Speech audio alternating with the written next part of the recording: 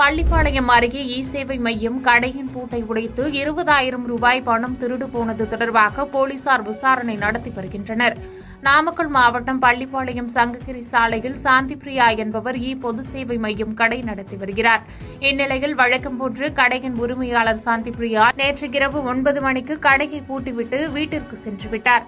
இந்த நிலையில் இன்று காலை கடையை திறக்க வந்தபொழுது கடையின் பூட்டு உடைக்கப்பட்டு இருப்பதைக் கண்டு அதிர்ச்சியடைந்தார். மேலும் கடையின் கல்லாவில் இருந்த 20,000 ரூபாய் பணம் மற்றும் வாடிக்கையாளரிடம் வாங்கி வைத்திருந்த ஆதார் கார்டு, வாக்காளர் அடையாள அட்டை உள்ளிட்டவை திருடப்பட்டு கடையினுள் பொருத்தப்பட்டிருந்த சிசிடிவி கண்காணிப்பு கேமரா ஒன்றையும் கழட்டி சென்றது தெரியவந்தது.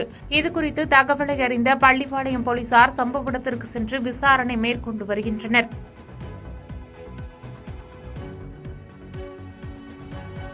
பாதகம் செய்பவரை கண்டால் நாம் பயங்கொள்ளலாகாது பாப்பா. மோதி மிதித்து விடு பாப்பா, அவர் முகத்தில் உமிழ்ந்து விடு பாப்பா. அண்மை செய்திகளை உடனுக்குடன் தெரிந்து கொள்ள இணைந்திருங்கள் இயம்நாடு